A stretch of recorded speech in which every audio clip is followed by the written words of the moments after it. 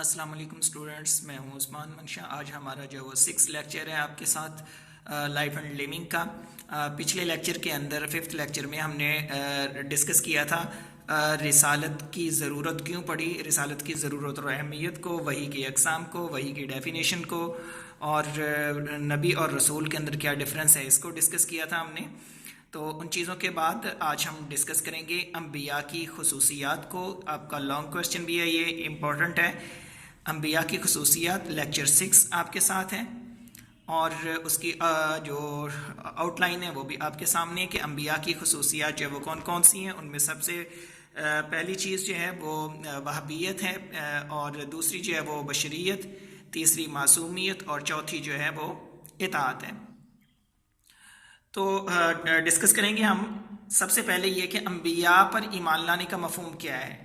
انبیاء پر ایمان لانے کا جو مفہوم ہے یہ سمجھنا جو وہ بہت ضروری ہے۔ سب سے پہلے کہ قرآن مجید کے اندر جتنے بھی انبیاء علیہ الصلاۃ والسلام پر ایمان لانے کی ہدایت کی گئی ہے، اس کا مطلب یہ ہے کہ اللہ تعالیٰ نے نبی کریم صلی اللہ علیہ وآلہ وسلم سے جتنے بھی انبیاء علیہ الصلاۃ والسلام کو دنیا میں مبعوث کیا، وہ سارے کے سارے برحق تھے۔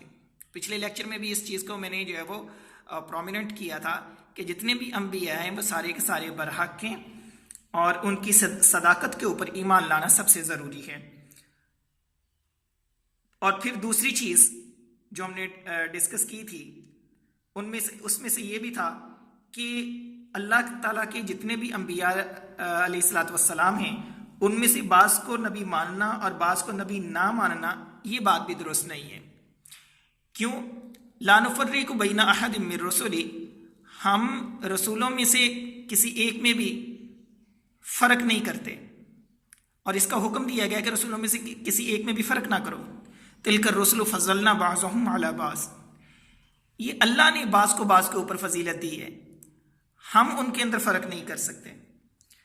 اور پھر قرآن پاک کے اندر کچھ کا تذکرہ موجود ہے اور کچھ کا تذکرہ موجود نہیں ہے۔ اور سابقہ انبیاء پر صرف اتنا ہی مان لانا ضروری ہے کہ وہ سارے کے سارے اللہ کے نبی تھے اور برحق تھے، اللہ کے احکامات کی تبلیغ کرتے تھے۔ باقی ان کی شریعت کو ماننا ضروری نہیں ہے۔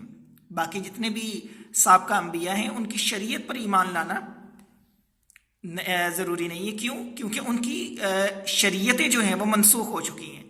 اب صرف اور صرف شریعت محمدی صلی اللہ علیہ وآلہ وسلم پر عمل کیا جائے گا، اور اسی کی تعلیمات کو لے کے آگے چلا جائے گا، اور نبی علیہ الصلوۃ والسلام کی ہی تعلیمات پر عمل کیا جائے گا۔ اور اگر نبی علیہ الصلوۃ والسلام کی شریعت کو چھوڑ کے کوئی شخص کسی دوسری شریعت کے اوپر جو وہ عمل پیرا ہو جاتا ہے تو وہ دائرہ اسلام سے خارج ہے۔ سب سے پہلی چیز ہے اس میں بیسٹو وہابیت۔ وہابیت کا مطلب ہوتا ہے یہ ہبہ سے ہے۔ ہبہ کر دینا، ہبہ کا مطلب ہوتا ہے کوئی چیز کسی کو بن مانگے عطا کر دینا۔ بن مانگے کسی کو کوئی چیز عطا کر دینا، اس کو کہتے ہیں ہبہ کر دینا، جسے ہم سادہ لفظوں میں کہتے ہیں ہدیہ کر دینا، تحفتاً کسی کو کوئی چیز دے دینا، عطا کر دینا اپنی مرضی سے۔ تو نبوت جو ہے یہ ایک ایسی چیز ہے جو انسان اپنی مرضی سے، اپنی کوشش سے، اپنے علم سے جو وہ اس کو حاصل نہیں کر سکتا، بلکہ اللہ رب العزت جس کو چاہتے ہیں اپنی مرضی سے اس شخص کو یہ عطا کر دیتے ہیں۔ تو نبوت کوئی یہ سمجھے کہ نبی اپنی مرضی سے نبی بن جاتا ہے تو یہ بات درست نہیں ہے۔ نبوت اللہ رب العزت کا ایک خاص تحفہ ہوتا ہے، وہ جس کو چاہتا ہے ہبہ کر دیتا ہے، جس کو چاہتا ہے عطا کر دیتا ہے، اور اسی کے اوپر اللہ کی طرف سے وحی کا نزول ہوتا ہے۔ دوسری چیز ہے بشریت، دوسری خصوصیت نبی کی دوسری خصوصیت یہ ہوتی ہے کہ نبی بشر ہوتے ہیں، کیونکہ بعض لوگوں کا خیال تھا اس زمانے میں کہ نبی جو ہوتا ہے وہ انسان نہیں ہو سکتا، نبی تو کوئی جن یا فرشتہ ہونا چاہیے۔ نبی علیہ الصلوۃ والسلام پر بھی ایک اعتراض کیا تھا اہل مکہ نے، کہ وہ کہتے تھے جی ہم محمد پہ ایمان کیوں لے کے آئیں، کہ ہم قبیلے کے سردار ہیں، ہم فصیح و بلیغ ہیں، اور ہماری فصاحت اور بلاغت جو ہے وہ محمد سے زیادہ ہے، محمد امی ہے، تو اللہ نے اگر نبی کو بنا کے بھیجنا ہوتا یا تو ہم میں سے کسی کو نبی بناتا، یا پھر جتنے بھی نبی آئے وہ بنی اسرائیل میں سے آئے ہیں، تو یہ محمد جو ہے وہ بنی اسرائیل میں سے نہیں ہے، یا اللہ نے نبی بنانا ہوتا تو وہ کسی جن اور فرشتے کو نبی بنا کے بھیجتا، تو اس محمد کو نبی بنا کے کیوں بھیجا؟ تو اس اعتراض کا جواب جو تھا وہ اللہ نے قرآن پاک کے اندر کچھ یوں دیا کہ کُلْ لَوْ كَانَ فِي الْأَرْضِ مَلَائِكَةٌ يَمْشُونَ لَنَزَّلْنَا عَلَيْهِم مِّنَ السَّمَاءِ مَلَكًا رَّسُولًا، کہ ہم ضرور ان پر آسمان سے کسی فرشتے کو رسول بنا کر نازل کرتے اگر زمین کے اندر فرشتے چلتے پھرتے ہوتے۔ تو اگر زمین کے اندر فرشتے رہتے، زمین کے اندر فرشتے چلتے پھرتے ہوتے، تو اللہ نے بالکل بات کو واضح کر دیا، تو پھر ہم آسمان سے کسی فرشتے کو ہی نبی بنا کے بھیجتے۔ تو چونکہ زمین کے اندر انسان بستے ہیں، تو انسانوں کی رہنمائی کے لیے، انسانوں کی ہدایت کے لیے، انسانوں کی فلاح کے لیے، انسانوں کو صراط مستقیم پہ لانے کے لیے، انسانوں کو ہدایت کا رستہ دکھانے کے لیے، انسانوں ہی میں سے کسی انسان کو اللہ نے نبی بنا کے بھیجنا تھا، اور وہ محمد عربی صلی اللہ علیہ وسلم کو بنا کے بھیج دیا۔ اسی طرح قرآن پاک کے اندر سورہ رعد میں اللہ فرماتے ہیں وَمَا أَرْسَلْنَا مِن قَبْلِكَ إِلَّا رِجَالًا نُوحِي إِلَيْهِم مِّنْ أَهْلِ الْقُرَىٰ، کہ محمد صلی اللہ علیہ وسلم سے پہلے بھی ہم نے آدمیوں کو ہی رسول بنا کے بھیجا، اور ان کی طرف ہم وحی بھیجتے تھے، اور وہ ان بستیوں کے رہنے والوں میں سے ہی تھے جن کے اندر وہ لوگ رہتے تھے۔ اور تیسری دلیل نبی کے بشر ہونے کی، قُلْ إِنَّمَا أَنَا بَشَرٌ مِثْلُكُمْ یوحیٰ الی انما الہکم الہ واحد، کہ اے پیغمبر کہہ دیجئے کہ میں بشر ہوں تمہارے جیسا، انما انا بشر مثلکم، کہ اے پیغمبر کہہ دیجئے کہ میں تمہارے جیسا ہی انسان ہوں۔ فرق کیا ہے؟ یوحیٰ الی انما الہکم الہ واحد، فرق یہ ہے کہ میری طرف وحی کی جاتی ہے اور تمہاری طرف وحی نہیں کی جاتی۔ انما الہکم الہ واحد، میرا اور تمہارا الہ ایک ہی ہے۔ تو اس کے اندر بھی اللہ تعالیٰ نے واضح کر دیا کہ اے پیغمبر ان لوگوں کو بتا دو انا بشر مثلکم، میں تمہاری جیسا ہی انسان ہوں۔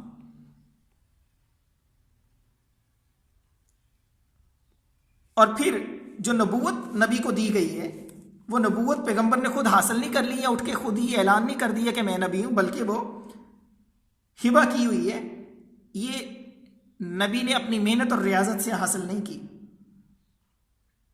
ذالک فضل اللہ یؤتیہ من یشاء، اللہ جسے چاہتا ہے یہ فضل عطا کر دیتا ہے، یہ منصب عطا کر دیتا ہے۔ اور سورہ حج کے اندر اللہ فرماتے ہیں اللہ یستفی من الملائکۃ رسلا ومن الناس، کہ اللہ فرشتوں اور انسانوں میں سے جسے چاہتا ہے اپنے رسول کے طور پہ چن لیتا ہے۔ تیسری خصوصیت جو ہے وہ ہے انوسینس، معصومیت، کہ انبیاء علیہ الصلوۃ والسلام جو ہوتے ہیں وہ گناہوں سے معصوم ہوتے ہیں، ان سے گناہ سرزد نہیں ہو سکتا۔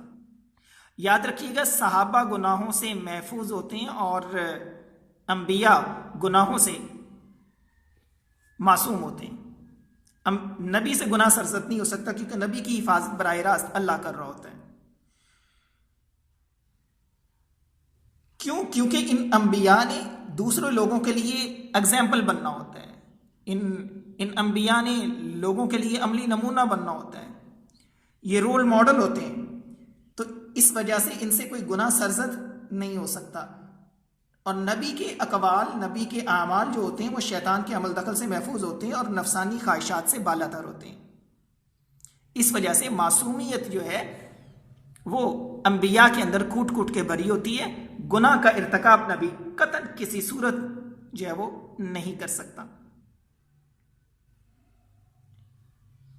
اور نبی کی جو تعلیمات ہوتی ہیں وہ الہامی ہوتی ہیں، نبی اپنی خواہش سے، اپنی مرضی سے کچھ نہیں کہتا، وہ اپنی طرف سے کسی چیز کے کرنے یا نہ کرنے کا حکم بھی نہیں دیتا۔ قرآن پاک کے اندر سورہ نجم میں موجود ہے وما ينطق عن الهوى ان هو الا وحی یوحی، وما ينطق عن الهوى کہ پیغمبر اپنی خواہش سے نہیں بولتا، وہ وہی بولتا ہے جو اس کے رب کی جانب سے اس کی طرف وحی کی جاتی ہے۔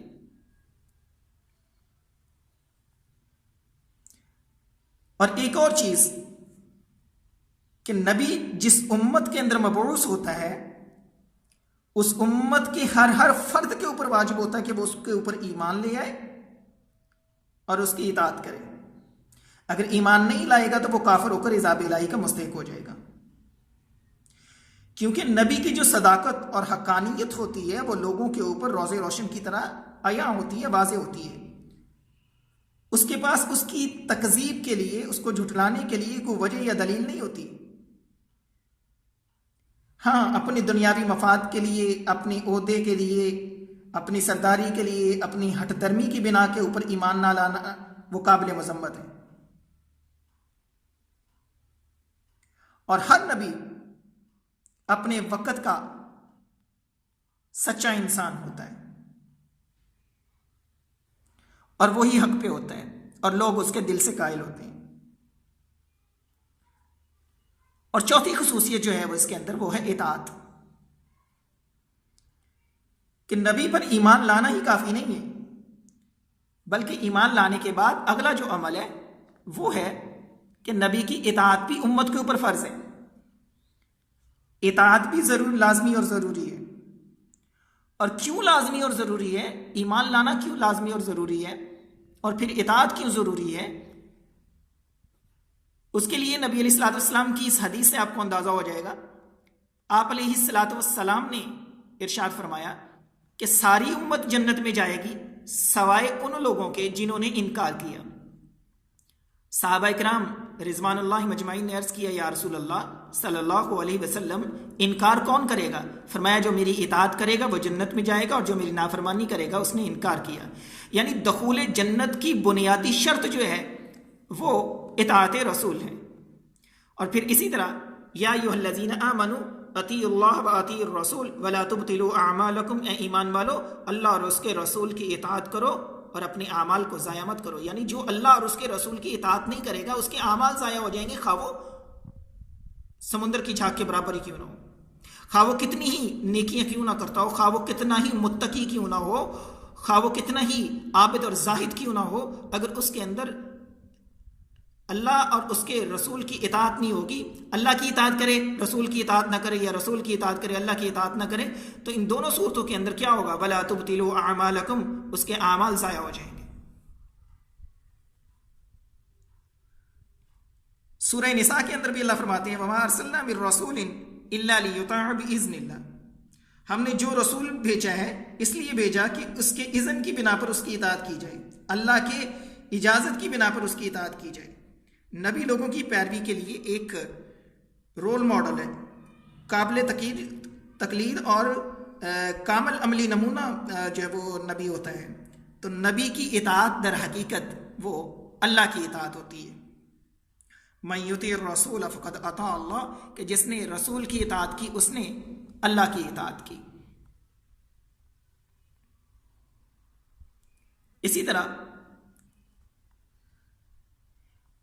قرآن پاک میں ایک اور جگہ پہ ارشاد ہے وَمَن يُطِعِ اللَّهَ وَالرَّسُولَ فَأُولَٰئِكَ مَعَ الَّذِينَ أَنْعَمَ اللَّهُ عَلَيْهِم مِّنَ النَّبِيِّينَ وَالصِّدِّيقِينَ وَالشُّهَدَاءِ وَالصَّالِحِينَ وَحَسُنَ أُولَٰئِكَ رَفِيقًا، کہ جس نے اطاعت کی اللہ کی اور رسول کی تو یہی لوگ ہیں جن پر اللہ نے اپنا انعام کیا ہے، اور یہی لوگ انبیاء کے ساتھ، صدیقین کے ساتھ، شہداء کے ساتھ اور صالحین کے ساتھ ہوں گے، اور یہی بطور اچھے رفیق کے ہوں گے۔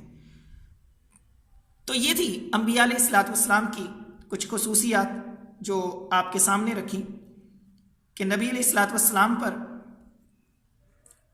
جتنے بھی انبیاء ہیں نبی علیہ الصلوۃ والسلام سے پہلے مبعوث ہوئے ان تمام کے اوپر جو وہ ایمان لانا لازمی اور ضروری ہے، اور یہ ایک مسلمان کے ایمان کا حصہ ہے کہ وہ تمام انبیاء کے اوپر ایمان لائے، لیکن عمل جو ہے وہ صرف اور صرف اب شریعت محمدی صلی اللہ علیہ وآلہ وسلم کے اوپر جو ہے وہ کرے۔ آج کے لیے اتنا ہی، اجازت دیجیے، اللہ حافظ۔